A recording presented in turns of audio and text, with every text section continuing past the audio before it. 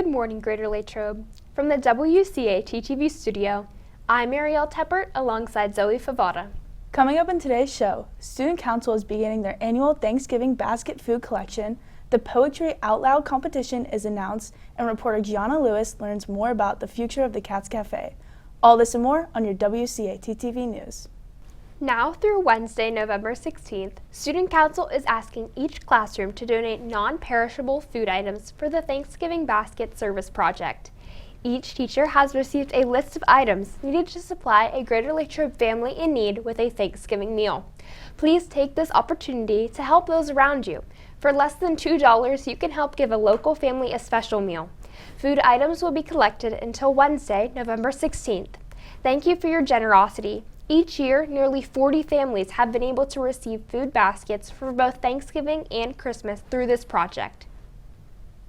A reminder to all students taking AP courses, your registration form and checks are due into the guidance office by Thursday, November 10th. Please see Ms. Hager with any questions. Now let's get a check on the weather. We go to Alexis Knoll for your 3-day forecast.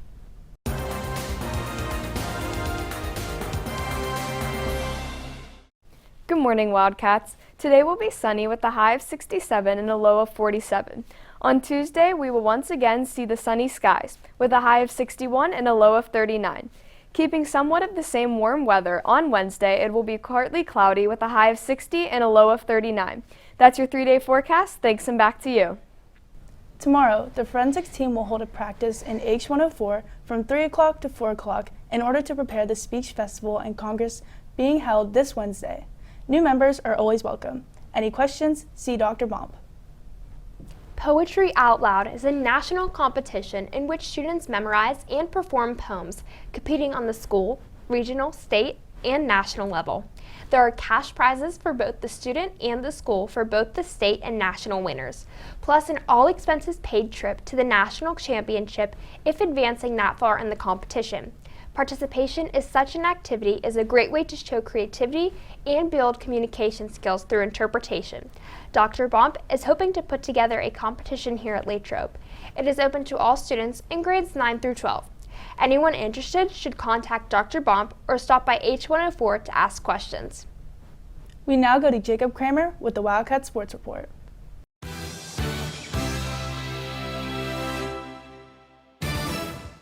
Good morning, Wildcats. Today, your Wildcat JV hockey team plays Franklin at Kirk Nevin Arena.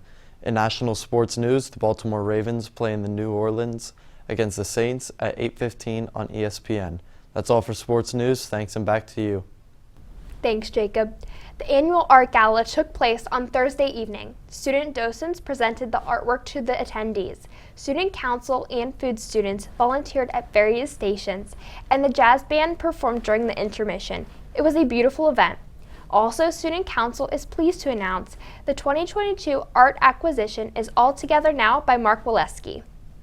Wondering what's on the menu today? Here is Lily Haverly with What's Cookin'.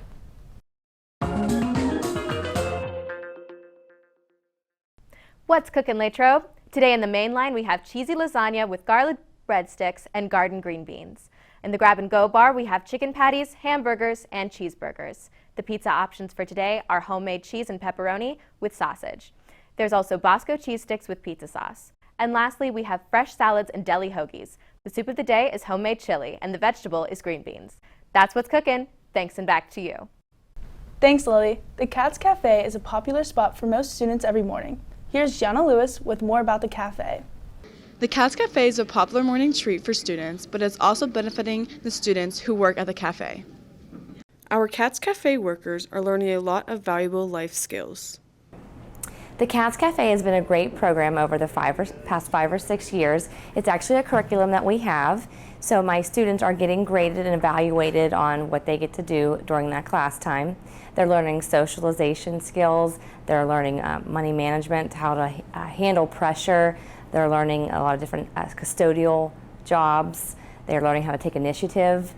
And it's been a really great success, and a lot of my students have been able to take those skills and transfer them into our other program, Wildcat Work, as well as a future job that they might be able to do. With the cafe's success throughout the years and new additions this year, they're still looking to grow in the future. We do have a lot of plans for the Cats Cafe. We have outgrown the concession stand, and again, because it is a curriculum, we need a lot of space to not only be able to work, but be able to teach students as well. The future plans are that we are going to move into a faculty lounge across from my room, and we'll be able to put all new equipment in there, and we'll be able to offer different products. Currently, we have added a new logo, so we've rebranded and we have a new logo with new cups, and we have added fruit to some of our drinks, and we do have some more surprises coming down the pike too. While the students are proud to be working at such a successful cafe, they're having fun as they go. I'm working hard, seeing my friends. Learning how a job it really is, and not hanging out with friends mostly, and just being there, hanging out with friends, making coffee, talking to other people, getting to know them. Stop by the Cats Cafe from 7:30 to 10:30 in the morning to get your morning treat. Reporting from WCAT-TV, I'm Gianna Lewis. Thanks, Gianna. Now here's Emma Urich with Wildcat World News.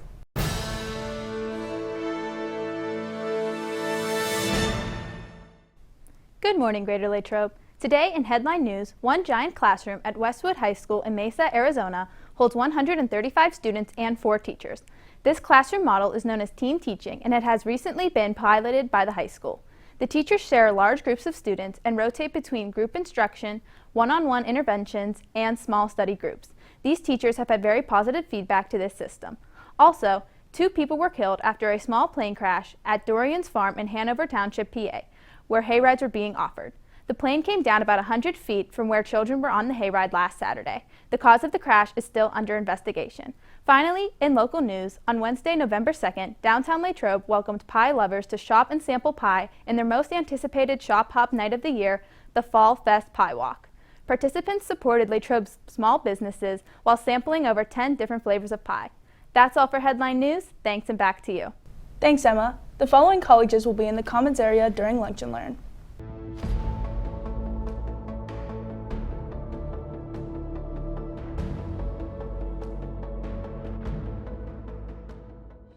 Thanks for tuning in to this edition of WCAT TV News. Have a great day, Latrobe. We are GL. Go Wildcats!